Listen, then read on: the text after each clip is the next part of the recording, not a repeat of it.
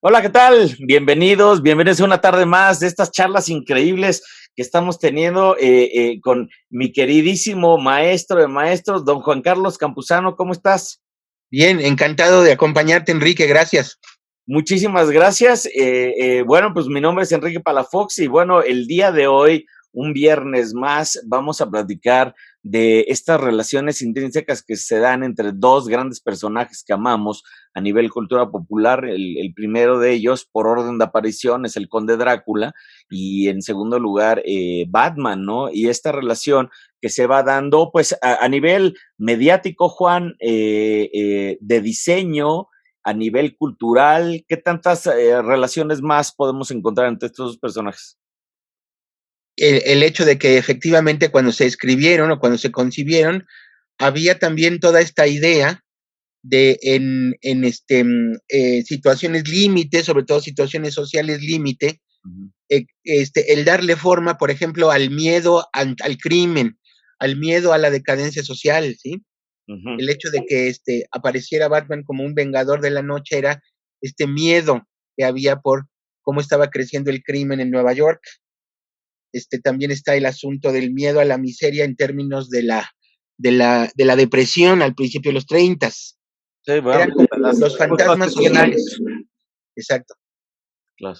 Que además estamos viendo tiempos bastante paralelos, ¿no? A los de hace 100 Sí, sí. años, con también con unas caídas económicas brutales, más aparte, pues el tema de la pandemia, entonces hay como un paralelismo con los eventos de hace 100 años, ¿no?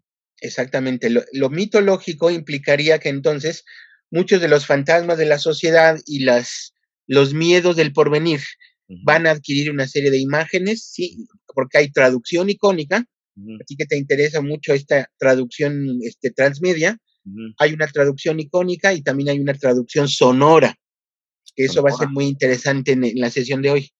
Que tiene que ver con el avance de los medios, porque al final del día el siglo XX es este siglo donde mediáticamente hay un despegue importantísimo gracias a la aparición de la electricidad y por ende la aparición de los medios electrónicos, ¿no? Entonces, pues el radio y la masividad de estos grandes medios, luego el cine, ¿no? Que bueno, pues también atraía una cantidad brutal que después dio pie a la tele y bueno, pues a estos fenómenos importantísimos, ¿no? Dado que efectivamente, si habláramos de fenómenos de masas, Ujú. es inevitable hablar de fenómeno transmedia Ujú. sin sus soportes que son los medios de masas. Entonces, lo interesante va a ser el papel de la radio que va a tener como Importante, penetración durante los años 30 y importante. 40. Que además era la locura de medio en ese entonces, ¿no? Debe haber sido muy padre escuchar radio en ese entonces, ¿no? Escuchar radionovelas, ¿no? Como los conocemos en México, radionovelas, Sí, y que la radionovela permitiera que los niños y los adolescentes se imaginaran, por ejemplo, a Superman en 1940, maravilla, que Superman volara y que se lo imaginaran por el radio, qué maravilla. o el miedo que pudo causar esta risa escalofriante de The Shadow, por ejemplo. Sí. Ese es parte de lo que vamos a hablar hoy. Muy bien, bueno, pues como ya lo habíamos adelantado la semana pasada y justo lo que estás diciendo el día de hoy, hoy vamos a platicar de The Shadow, ¿no? Porque este es un personajazo, Juan. Cuéntanos de él un poco. Encontré un dato genial. Resulta que para hablar de lo que serían estas Ujú. desestabilidades y estos miedos de la sociedad capitalista norteamericana, Ujú. parece ser que el primer draft de lo que sería The Shadow lo escribe un señor de nombre George Jenks Ujú. para una revista, y el título, fíjate, el título, ¿sabes cómo fue el primer título donde se menciona The Shadow? The No. Shadow of Wall Street. Ah, Una, mira. una historia donde, imagínate, un vengador desconocido Ujú. se dedica a buscar especuladores y gente que está haciendo crímenes con la bolsa de valores, imagínate. Oye, Nació además, justo con el hablando miedo. de fantasmas, ¿no? Sí, Fíjate, este terror de la caída de la bolsa de los años eso, 20 se ve exactamente esto, la reflejado en, depresión. en esto que estás diciendo, ¿no? La cosa más extraña de esta, lo que sería el segmento prehistórico de The Shadow, Sí. es que The Shadow of Wall Street es un señor que se va a dedicar a buscar gente que quiere enriquecerse en medio de la depresión, o gente que hace fraudes, o gente que va a especular con el dinero en Wall Street. Qué Y actual. hasta donde tengo entendido, hasta donde averigüé, parece ser que el señor George Jenks, el primero que escribe un draft sobre The Shadow, inventa como recurso para atemorizar a los malos la risa escalofriante. La risa escalofriante. Que fíjate que no lo tengo ahorita a la mano, pero habría que ver de cuándo es la película de Man Who Laughs, que es precisamente la que da pie a mucho de la iconografía del Guasón, ¿no? Del Joker. Y esa es anterior al cine sonoro. Entonces, Esa es muda, la de The Man Who Laughs es muda. por lo tanto, debe ser hacia 1928, 27. 27, si no me equivoco, basada en la obra de Víctor Hugo, Exacto. que son estos freaks de circo. Sí. Efectivamente, sí. Y ahí precisamente el que se rifa es el actor que todo el tiempo tiene una risa forzada, que es una risa que ya está permanente en su rostro. Conrad Benedict, ¿no? Konrad Veidt, que es alemán el apellido. Conrad Veidt. Que por cierto, él iba a ser Drácula. Ah, mira, qué excelente dato. Sí, porque pues tampoco es que hubiera tantos actores en ese entonces, porque además el cine estaba muy digo, ya estaba ya establecido como una industria, pero vamos, el primer gran blockbuster es Drácula en 1931. Entonces, todo esto es anterior. Entonces, sí, ya hay una industria, pero no es estas grandes farolas y todo el oropel de Hollywood, ¿no? Y parece ser que se gradúa después el maestro Conrad Veidt, se gradúa en un siguiente momento glorioso, recordarás el gabinete del doctor Caligari, el zombie del doctor Caligari es Conrad Veidt también. Que se da pie a mucho de la obra de Tim Burton, por cierto, ¿eh? Exacto, es como el papá de Edward Scissorhands, ¿estás de acuerdo?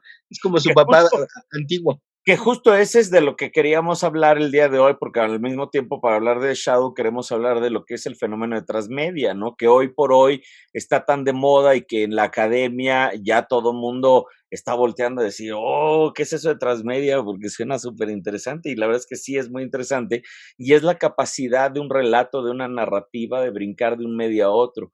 Entonces, y cómo va mutando, porque al mismo tiempo que cambia de medio, pues hay una transposición mediática en el sentido de que agarra cosas del nuevo medio y eso pues va alterando el relato y eso va haciendo que el relato pues siga vivo, ¿no? Porque va en evolución con cada medio que se va creando, ¿no? Sigue vivo además, si me permites la nota, sigue vivo gracias a que la transmedia permite que estos personajes estimulen estéticamente el ojo, el oído, ¿sí? Mientras se puede estimular el oído, en muchos sentidos el cine por eso también tiene esta permanencia. El cine comenzó siendo estímulo visual para terminar a ser después un estímulo estético completo, que estimula todos los sentidos. Así es. Bueno, pues entonces vamos a pasar a nuestra presentación del día de hoy, porque la verdad es que preparamos una super charla que tiene que ver con esta relación de el punto medio entre nuestras dos grandes pasiones, Batman y Drácula. Yo creo que este sería el punto de equilibrio, ¿no, Juan? ¿Tú qué dices? Un punto de equilibrio, un eslabón, ¿verdad? Un eslabón que de alguna manera ve hacia ambas plataformas. Exacto. Hacia lo mítico, lo romántico, lo gótico, Exacto. y voltea a lo urbano, ¿verdad? Porque lo urbano es el otro ingrediente que le va a faltar a Drácula, lo urbano, si estás de acuerdo. Totalmente, porque además Drácula es el elemento ajeno, el extraño, Sí, que además se le exacto. ve con recelo porque no lo conozco, pero esta parte urbana me encanta que lo saques, porque además eso también es muy de Batman, ¿no? Drácula es la tierra exótica y The Shadow lo liga a lo urbano, el misterio urbano. Así es. Bueno, pues hablando del fenómeno transmedia, ¿no? Recordemos que Drácula se publica en Inglaterra en 1897, hace 124 años, ¿no? Y para 1904 en Estados Unidos aparece esta edición que es una verdadera maravilla porque es la primera en Estados Unidos que trae esta representación ya visual del Conde Drácula. Y aquí el Conde Drácula parece que es completamente distinto a cualquier otra representación, porque aquí no había cine, aquí no había cómics ni nada, pero aquí lo vemos como el coachman, ¿no? El cochero, ¿no? El que va disfrazado a recoger a Jonathan Harker, y esto se sabe porque trae un fuete en la mano, Juan. Excelente, que es como de alguna forma también esta idealización e iconización de lo que sería el destino trágico, ¿no? El viajero que trae lo ominoso, el peligro, el mal que se deja venir. Exactamente. Y al final del día termina metiendo otro ingrediente que va a ser bien importante, que es la capa, porque la capa aquí no es como este elemento donde él se está envuelto, ¿no? Y que él está cubriendo su identidad, porque finalmente no quiero que Harker lo descubra, ¿no? Entonces aquí lo vemos incluso con barba, ¿no? Porque en su momento, en la novela, él está completamente disfrazado, pero aparece el elemento del lobo, que es bien interesante, porque en la novela Drácula es más lobo que vampiro, pero al mismo tiempo, pues también ahí está el primer vampiro asociado con Drácula. Genial. Luego, en estos brincos de la transmedia, pues con una adaptación pirata de Drácula, nos encontramos con Nosferatu, y digo pirata porque no contó con el copyright, ¿no? de la viuda Stoker para ser llevado, y entonces Murnau francamente se fue por la libre, y entonces hizo muchas alteraciones al relato de Drácula, pero aquí encontramos una imagen que va a ser bien importante, porque aquí vemos a Max Schreck, ¿no? Que es el mismo conde Orlok, o lo que sería el conde Drácula, ya primero montado otra vez como el coachman, ¿no, Juan? Otra vez Así. disfrazado con una capa, solamente vemos los ojos y vemos un gran sombrero. Y aquí ya, efectivamente, con la tridimensionalidad que da el cine, nuevamente es el emisario, ¿no? Que está abriendo la posibilidad a el mal que se deja venir. Exactamente. Y bueno, aquí ya brincamos, y este es tu territorio. Cuéntanos esto, que se ve increíble, esta imagen me encanta. Entonces parece ser que el relato de George Jenks, que como había yo mencionado se llamó The Shadow of Wall Street, les gusta a lo que sería la empresa más importante de revistas de cultura popular. Se hicieron millonarios con lo que fue la revista policíaca. Sí. Me refiero a la firma Street and Smith, sí, que en Nueva York vendía muchísimos millones de copias de todo tipo de relatos, pero principalmente los relatos policíacos. Sí. Por ejemplo, es bien interesante cómo en plena depresión, sí, los relatos policíacos y los relatos que, según han escrito antropólogos e historiadores, los relatos que permitían a la gente en plena depresión soñar con tierras exóticas. ¿Te acuerdas los magos vestidos de chino? Sí. Los señores que viajaban a tierras exóticas y regresaban a Norteamérica con poderes especiales. Y entonces todo eso lo recupera la empresa Street and Smith, quien fue la empresa principal que imprime la mayor cantidad de revistas de detectives y de crimen. En Detective Story Magazine aparece por primera vez entonces el título ya, el personaje de Shadow, ¿sí? El personaje de Shadow. En abril de 1931, en esta revista, aparece entonces la primera novela policíaca con el título de Living Shadow. Wow. Oye, ¿hay alguna relación entre este Detective Story Magazines y el posterior Detective Comics? Parece ser que el título Detective, que era muy atractivo, era muy, muy atractivo, estaríamos hablando de que hay 6 años de distancia. Y 6 años de distancia, porque Detective Comics aparece en 37. Pero como el nombre Detective en realidad era un genérico, tú sabes, no era propiedad de nadie, sí, les pareció una excelente idea que esto apareciera después en historietas y después en un comic book. Lo que pasa es que hay que hacer la aclaración. Los comic books, como Detective Comics, fueron nuevos porque tenían material nuevo. Sí. Pero había unas revistas con historietas intermedias que eran simplemente a través de Paystop. Lo que hacían era arreglar las tiras del diario, las tiritas, las Sí. las comic strips de los periódicos y las reformateaban en forma de revista, antes del año 37. Detective Comics, donde aparece Batman, y luego Action Comics, son comic books novedosos porque tienen historias novedosas dibujadas para el formato de revista. Wow. Y son importantes porque son esas ligeras sutilezas las que hacen la diferencia en la aparición posterior del cómic, ¿no? Que va a ser un gran medio, pues sobre todo para estos dos personajes que tanto nos gustan. Hay una historia muy interesante con respecto a la penetración que tuvieron los relatos de la empresa Street and Smith. Sí. Parece ser que el director de Street and Smith, y aquí ya vamos a lo que sería ya el primer salto transmedia, sí. El director de la revista dijo, para aumentar el tiraje y la aceptación del personaje y de las historias, vamos a contratar tiempo de radio, para que se lean algunos de estos relatos de la revista Detective Story, se lean en el radio. Sí. Y entonces se le ocurrió al productor contratar a un actor que fuera el narrador de la historia. En otras palabras, The Shadow en el radio no empieza como el protagonista de la historia, sino como el narrador que presenta un misterio en el radio. Ah, qué bien. El primero que lo realiza fue un señor de nombre James Lacurto. Esto fue el primero, pero el más famoso, que ya tenía una reputación importante en Nueva York, es el que tenemos en la imagen, quien además va a portar su sombrero negro, su antifaz de teatro, y lo que es genial es que la actitud de su mano, sí. Nos va a guiar a una de las virtudes que va a tener The Shadow, que es capaz de controlar la voluntad de sus enemigos, que va a nublar la mente de sus enemigos.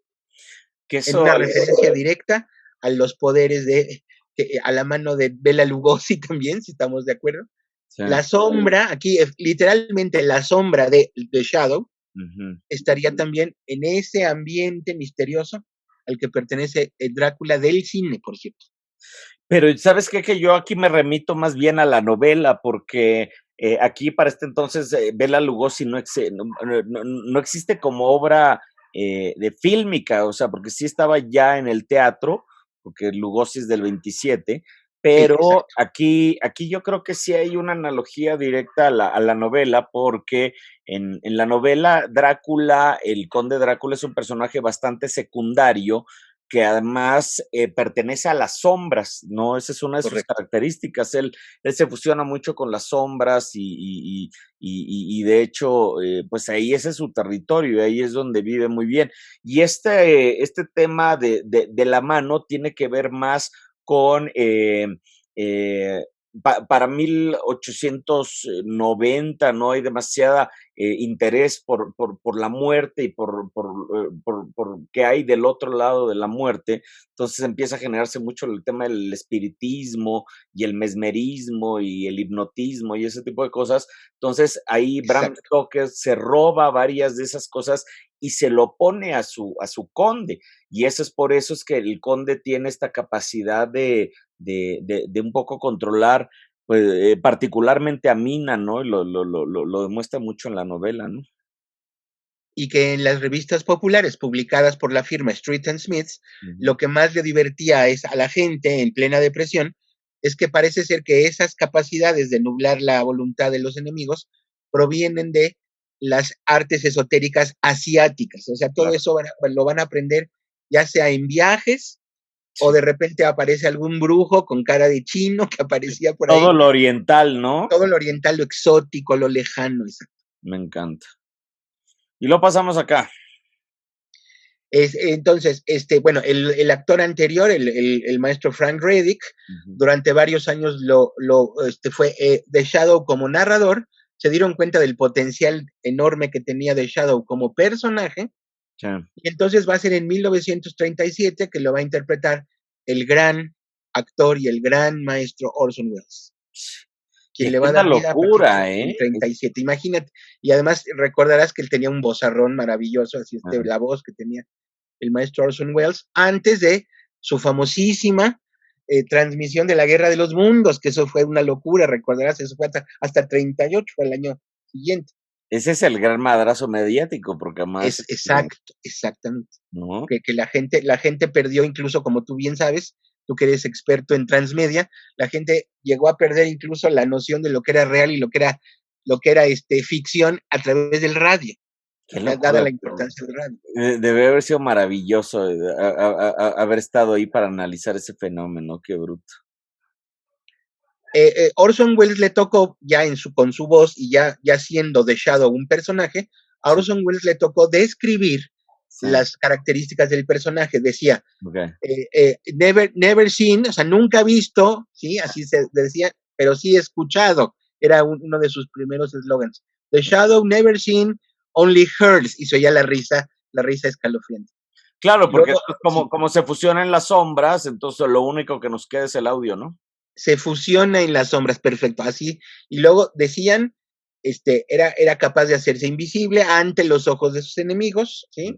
Ujú. Este, y al final, bueno, a Orson Welles le tocó además también grabar por primera vez la famosa pregunta de qué es lo que oculta el corazón de los hombres, who knows what lurks in the hearts of men, Ujú. y él, así con eco, se escuchaba Only the Shadow Knows. Eso lo perfeccionó el maestro Orson Welles. Qué maravilla.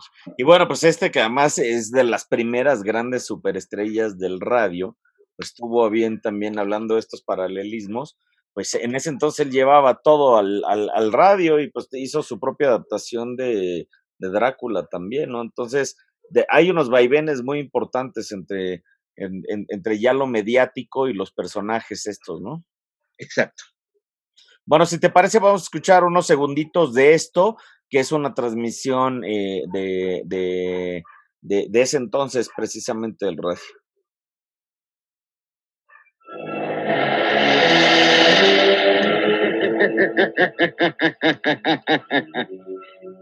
Who knows what evil lurks in the hearts of men?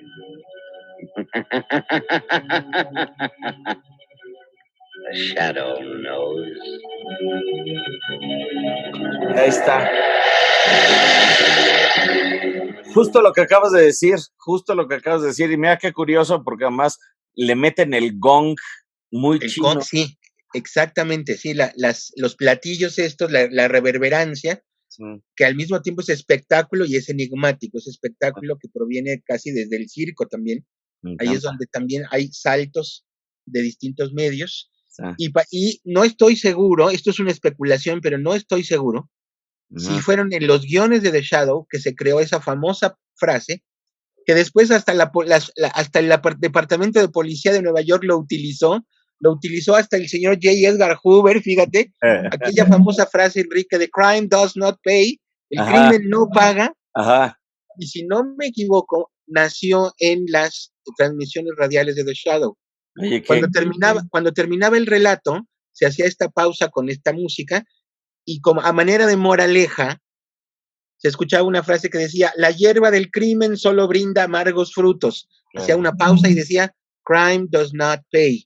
fíjate. Terminaba la transmisión de The Y esa Shadow. es un poco la importancia de la cultura popular, porque de repente, más bien de repente por muchos años siempre fue dejada a un lado y además menospreciada y resulta ser que pues ha dejado frases que además luego hacen historia, ¿no? Hacen historia porque efectivamente, cosa que muchísima gente lo llegó a dudar en los años 50, Sí, como fue la atinada aportación que hiciste al mencionar al doctor Wertham la otra vez, sí. en los 50 se dudaba que el material ficticio de los medios hiciera un servicio social. Y resulta que incluso las agencias de policía y la oficina de Hoover decía que los medios podían también recomendar el hecho de que la gente común y la gente buena se alejara del crimen. Fíjate. Entonces, es cultura popular que también podría tener una dirección cívica, cosa muy rara. Sí, bueno, hay un diálogo muy importante, particularmente entre la figura heroica y las cuestiones cívicas, sin duda, y más hoy que nunca, ¿no? Exactamente, sí. Oye, regresemos aquí con don Orson Welles y lo vemos en una actitud muy interesante, ya asumiendo una postura muy particular, tapándose un poco el rostro con la capa, ¿no? La capa que Orson Welles tenía todo este entrenamiento teatral. Para Ujú, Orson Welles era muy importante eso, la cuestión del entrenamiento teatral, ujú, y además se dice que, claro, que Orson Welles tenía capacidades histriónicas impresionantes desde muy joven, desde adolescente, ¿sí? ujú, ujú. Que mucho de lo que él quería proyectar como actor, lo primero lo proyectó a través de la voz. Pero resulta que los promos de la compañía, primero CBS y luego NBC Radio, Ujú, utilizaban estas fotos, que son fotos de estudio, que ujú. era de lo mejor, de los mejores estudios de Nueva York que hacía fotos para los álbumes de los artistas. Sí, bueno, porque además en ese entonces no era accesible la fotografía para el público, o sea, no era como ahorita que cualquier persona con su celular puede tomar una fotografía bastante decente, ¿no? Y está al alcance de todo el mundo. Al contrario, en ese entonces estaba muy limitada, porque además la fotografía no era un tema comercial para ese entonces, ¿no? Efectivamente. Y las fotos de estudio profesionales de artistas era un material muy oneroso, muy caro y que servían prácticamente para agencias de publicidad y Claro, agencias de colocación de claro, artistas. claro.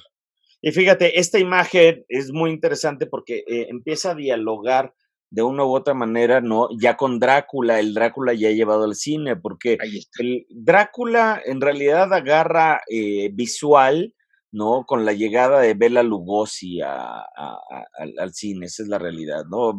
Drácula y Bela Lugosi pues van a ir de la mano.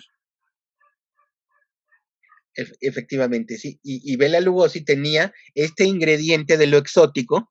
Claro que era un asunto involuntario porque hay muchos datos curiosísimos de la época, empezando por el hecho de que el maestro Lugosi nunca aprendió a hablar fluidamente inglés Sí. y tenía estas pausas, pero parte de lo que era esta forma de que se escuchara el inglés exótico Ah. de Lugosi le daba el carácter al personaje, le daba, y eso enganchó a mucha gente también.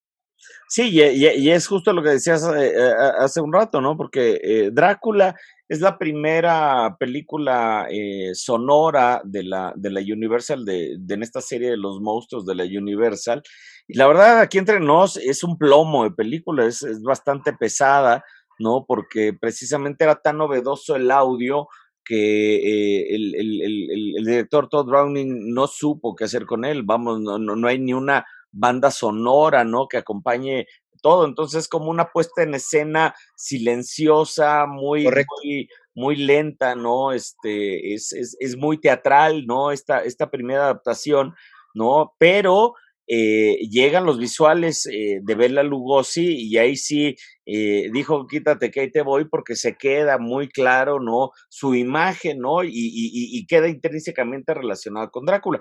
Pero aquí lo que me llama mucho la atención es en la novela, al principio, cuando otra vez, ¿no? Cuando Drácula se va por Jonathan Harker al pasaje de Borgo, va disfrazado. Y entonces aquí lo vemos disfrazado y definitivamente hay una relación ya con The Shadow, porque ya estaba a nivel mediático.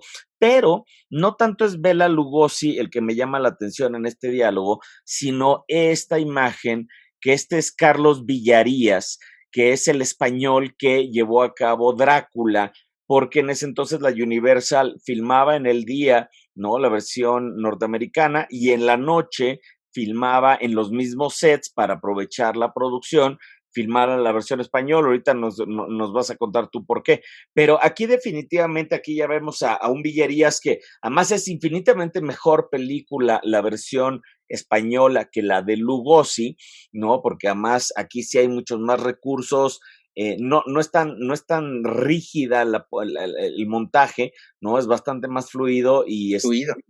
y tiene un dramatismo mucho más interesante. Pero este visual, definitivamente aquí hay un paralelismo con The Shadow que además es innegable, ¿no, Juan?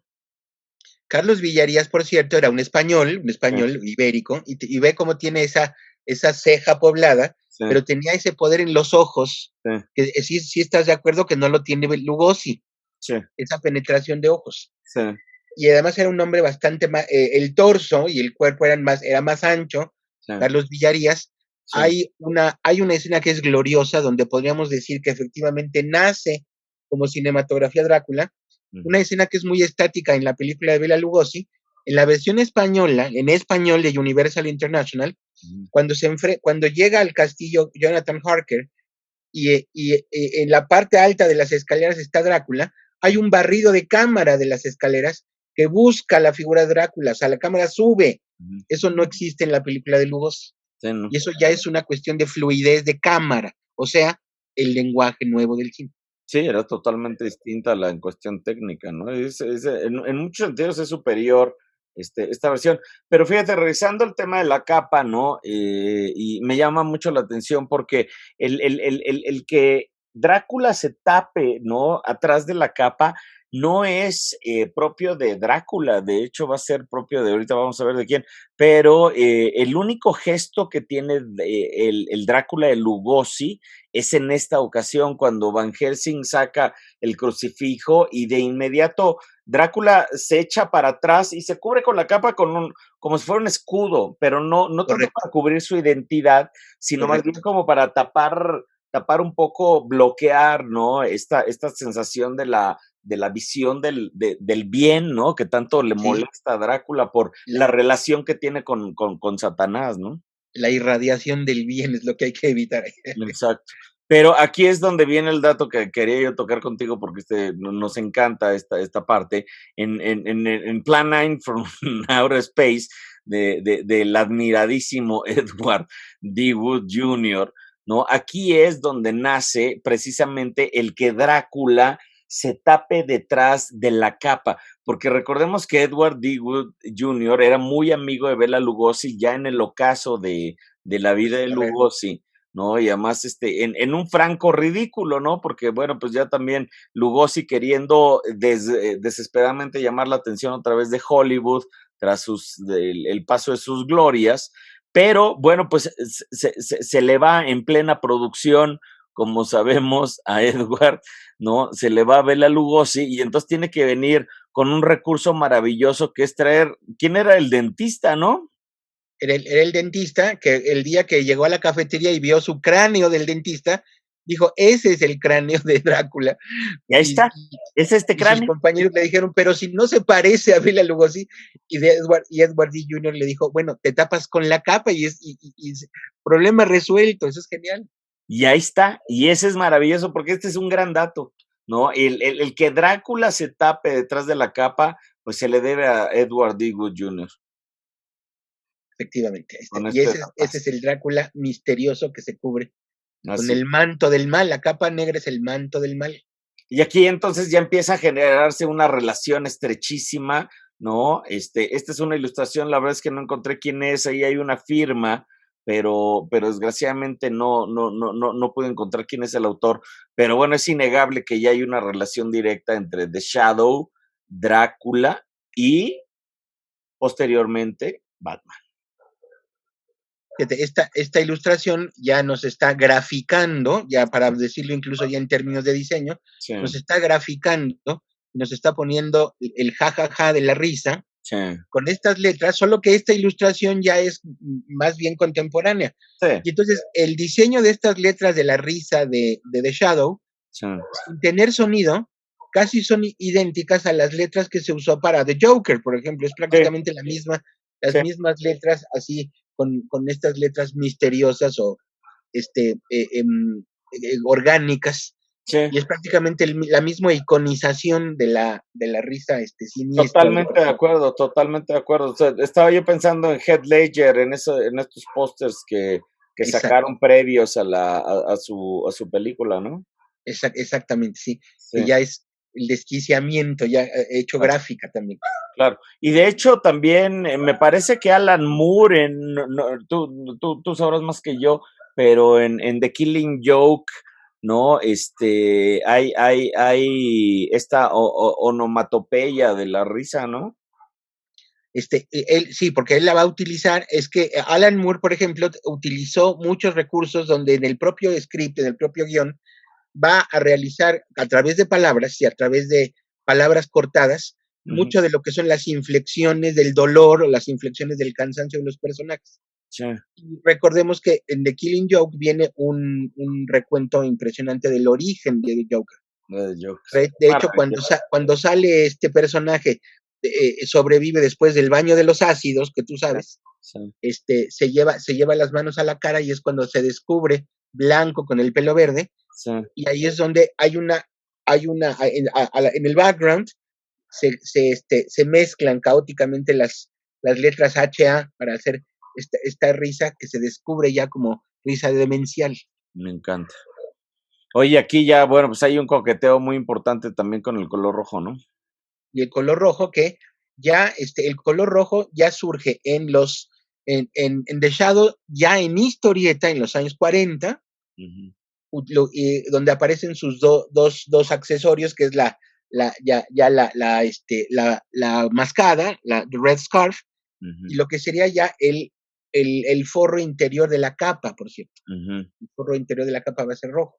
Que además, bueno, pues aquí hay una similitud con Drácula, ¿no? Porque estamos hablando fuera de la grabación, ¿no? Precisamente estos datos, porque precisamente The Shadow entra con el color rojo en los años 40 y hay que dejar muy claro que el color rojo no estaba asociado a Drácula en ese entonces.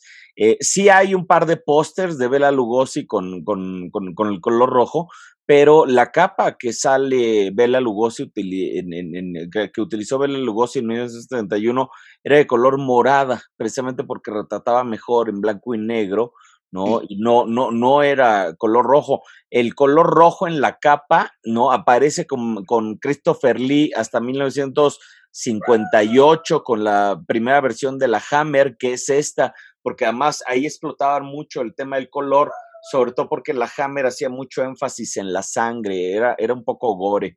Sí, que ya es el Entonces, tinte. Drácula, y aquí ya vienen estos paralelismos, porque sí, los colores, ¿no? Las capas, ¿no? Pues ya empiezan a jugar, ya empiezan a tener como un papel visual importante en el desarrollo de estos personajes, ¿no? Y se inmortaliza ya, claro, se deja que la personalidad de The Shadow sigue siendo un enigma, Sí. y enigma que se cubre justamente con lo que sería la capa, con el fondo, con el forro interior rojo. Exacto. Y aquí, mira, esto me pareció fantástico. Esta transición de imágenes me encanta. Bueno, este es de los recientes, porque la primera vez que se conocen Batman y The Shadow es en 73. Sí.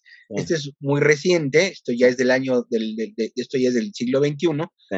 donde se hizo lo que la empresa DC Comics llamaba el team up, lo que llamaban el team up, Sí. tipo con el que nació con la revista Brave and the Bold, el team up, o sea, temporalmente dos superhéroes se juntan para un caso. Sí. Y esto fue la versión como de lujo, porque aquí, cuando ya hoy en día el título de The Shadow es propiedad de la empresa Dynamite, como vemos ahí, sí. Ya no lo tiene DC, por cierto. Qué maravilla.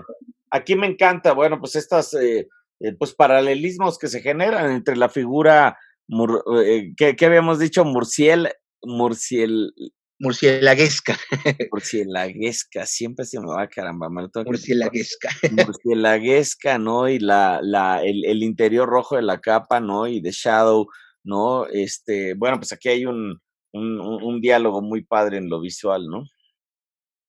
Efectivamente, y que además ya platicamos la sesión pasada, como también tiene un origen iconográfico cinematográfico, un origen del cine de blanco y negro, y los altos contrastes conservan ese poder dramático. Oye, en 1973, Dennis O'Neil, el maestro Dennis O'Neil, escribe este guión donde Batman está en una ciudad del sur, y entre los vagones de tren de lo que es un marshalling yard, un patio para guardar los vagones, por primera vez se escucha la risa de The Shadow. Y hay una parte muy interesante donde él dice, ¿será él? No puede ser después de tantos años. Él duda de que The Shadow esté con vida. Claro. Aquí lo interesante es que hay que recordar un dato histórico interesante de Batman. Desde los primeros números de Detective Comics no existía el nombre Gotham City, no existe. Eso vino 10 años después. Entonces se daba por hecho que Batman existía en Nueva York. Sí. Y Nueva York es la ciudad de The Shadow. Sí, Quiere decir que son coetáneos de la ciudad de Nueva York, dice, ¿no? de la ciudad de Nueva York de la depresión, que es muy Sí, claro, interesante. sí, claro. En este número, hasta el final, se presenta The Shadow, y The Shadow le dice, quería yo estar, así le dice literalmente a Batman, Bruce Wayne, le dice, quería estar yo seguro de tu espléndida reputación como luchador del crimen. Y es como si le dejara la estafeta, como si le heredara el manto de la lucha por la justicia. Oye, es una locura. Este arte es de Neil Adams. No, no, aquí esta es otra cosa que es histórica e interesante. Cuando se publicó este número, Neil Adams dejó DC Comics para abrir su propio estudio de cómics Órale. y entra un ilustrador muy exótico, muy interesante. Esta portada es del maestro Michael Kaluta, con Kaluta, Calta. que tiene ascendente asiático. Kaluta fue un gran ilustrador, Ujú. y que además él, por su entrenamiento y por sus gustos, estaba más cerca del cómic de horror que el de superhéroes. Qué Por maravilla. eso vino a darle otro carácter a Batman. Kaluta es el autor de esta portada. Qué linda está, ¿eh? Se ve muy oscura. Y bueno, pues aquí esta es una versión que a mí me gusta muchísimo, es de Jess Franco. Jess Franco, por cierto, un pésimo director de cine porno. Se aventó la puntada de querer llevar la novela de manera integral al cine. Entonces, se podría decir que a nivel visual tiene muchas referencias muy apegadas a la novela, aunque resulta ser una pifia porque tiende a ser también una versión un poco erótica y bastante mal lograda de Drácula. Sin embargo, aquí ya vemos a Drácula como el cochero en una franca actitud muy similar a The Shadow, ¿no? A The Shadow, exacto. Sí, y esto ya son los 70s. Esto ya es 70, sí. Sí. Y bueno, pues aquí, bueno, pues vamos a ver que esta imagen, ¿no? Se convierte en un elemento recurrente porque justo me gusta mucho esto porque este Shadow que estamos viendo, que por cierto este es dibujado por Iserwood en 2008, es muy interesante porque este Shadow ya tiene unas connotaciones como de Van Helsing, fíjate. Sí, sí, exacto. Sí, que además es el único que puede enfrentar a Drácula. Era la reputación de Van Helsing, ¿no? El único que tenía la sabiduría y la fuerza de enfrentar al conde Drácula. Exacto. Pero qué impactante, por cierto, el cómic en blanco y negro, con estos altos contrastes, sobre todo para temas relacionados con Drácula, yo siempre voy a aplaudir como foca. Me encanta cómo se ve Drácula en blanco y negro con alto contraste. Efectivamente. Y no cualquier dibujante lo logra, sino No cualquier. cualquiera. Y bueno, cerremos la charla del día de hoy, querido Juan, con esta imagen que fue la última que nos encontramos, bastante contemporánea, bastante más reciente, ¿no? Bastante más reciente, en esta línea que ha hecho muy famoso y también supongo que muy adinerado al gran maestro Alex Ross, quien está popularizando este sistema de, antes de dibujar sus personajes, sus superhéroes, va a Ujú. hacer todo un estudio de anatomía a través de fotos con modelo.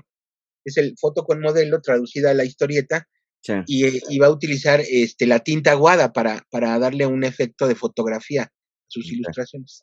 ok. Y sus visuales son impresionantes, ¿no? Sí, sí, sí, este no es de Alex Ross, pero tiene toda Sí, tiene toda la intención, ¿no? la técnica, sí. Me encanta. Ahora, lo que es bien interesante es que ya están súper apropiados el color rojo, el color negro, que además, bueno, pues también van a ser colores que comparte Drácula, ¿no? Que comparte Drácula, porque además el tinte rojo, porque además eso tú lo sabes, desde origen la sangre se describe en la novela, la Ujú, sangre es el elemento gótico. ujú. Después tú recordarás que Tim Burton mismo inmortaliza en el guión de Ed Wood, que el viejo Bela Lugosi le dice a Ed Wood, blood is horror. ¿Recuerdas cuando le está diciendo que si quieres ligar con una chica, llévala a ver Drácula? Sí, Porque es un elemento de horror, pero de erotismo al mismo tiempo, exacto, el horror y el erotismo. exacto. Maravilloso, ¿no? Me encanta. Pues yo creo que dimos un repaso bastante exhaustivo a estas dos figuras tan populares, como no, a estas tres figuras, porque al final del día es el puente de Shadow entre Drácula y Batman. Sin duda alguna, no creo que haya otro personaje que tenga pues tanto equilibrio, ¿no? De fuerzas entre estas dos poderosos personajes, ¿no? Y que me gustaría terminar con un comentario que también es histórico en términos de transmedia. En realidad Batman se demoró, se tardó en tener el tercer elemento sonoro. El primer superhéroe, que sigue siendo el primer superhéroe por excelencia, que es Superman, a la hora de que es traducido al radio, precisamente en 1940, que se escribe el primer guión de una serie para radio de Superman, la idea era que la imaginación del radio escucha pudiera imaginarse a Superman volando, pero que también tenía estas virtudes de ser más rápido. Y entonces tú te acordarás que parte de la historia de Superman es aquella leyenda que se decía más rápido que una bala, más poderoso que la locomotora. Sí. Eso se escribió para que la gente se imaginara a Superman en el radio. Sí. Curiosamente, y esto sí es algo que es como de culto, sí. ¿Cuál sería entonces el tercer ingrediente de audio que universalmente está asociado con Batman? Eso sucedió hasta el año 66 con el tema. ¿Sí? O sea, el tercer elemento de audio de Batman es su tema musical que es universalmente conocido. Claro. Hoy tú pones en cualquier medio, dices Batman, y la gente contesta, Batman. Sí y no. ¿Y cuál sería la...? Yo creo que tienes toda la razón, ¿no? Porque definitivamente este es el primer gran significante auditivo que tenemos de Batman. Exacto, universal. Pero yo creo que al día de hoy no ha sido tan poderosa Warner en su posicionamiento de sus nuevos productos que hoy por hoy un Danny Elfman, ¿no? Y por ejemplo, las tonaditas que hizo para Tim Burton, ¿no? En el 89, tararara, ¿no? Sí, eso ya es todavía más poderoso, ¿no? Al día de hoy, bueno, por lo menos en mi espectro, ¿no? Ya es que también a nivel auditivo Batman ya tiene un chorro de anclajes, ¿no? Sí, porque incluso en el año 42 que se hizo el primer serial de la Columbia Pictures, la primera vez que Batman aparece en cine, en un serial de cinematográfico que era por episodios, ahí se hizo un tema musical que no trascendió porque era un tema de orquesta, de drama, pero que era copiado de los radiodramas genéricos. El primer serial de Columbia es del año 42. Entonces, musicalmente Batman no existe en términos de transmedia, según yo, hasta que Neil Hefti, es el nombre del compositor, Neil Hefti compone el famoso tema A Go-Go, ¿verdad? De Batman del año 66. Me encanta. Y ese es el gran boom, ¿no? Que además lleva a Batman a otras dimensiones, ¿no? Porque además lo convirtió en un fenómeno que se sale de los cómics, se convirtió en moda, se convirtió en estilo de vida juvenil, los se chicos de college estaban locos. Porque exacto. La gente empieza a llevarse a la vida diaria, pues elementos de la serie, ¿no? Exacto, sí. Y ahí trascendió las historietas, como tú sabes. Me encanta. Oye, Juan, pues está sensacional el día de hoy, súper charla. Creo que no platicamos cuál va a ser nuestro siguiente personaje, pero ahorita lo platicamos terminando la sesión, pero pues nos vemos aquí la semana que entra para seguirle pegando a estas pues ramificaciones, ¿no? Que están dando estos personajes tan sensacionales. Y ha sido un placer estar nuevamente contigo. Igualmente, querido, te mando un fuerte abrazo y a todo mundo, muchísimas gracias por estar aquí con nosotros. Si les gusta este material, suscríbanse al canal y déjenos un like, déjenos ahí sus comentarios porque nos van a ayudar muchísimo a entender, ¿no? Sus puntos de vista. Así que muchísimas gracias, querido Juan. Nos vemos la siguiente semana. Gracias, nos vemos aquí en la siguiente semana, claro que sí. Muy bien, hasta pronto.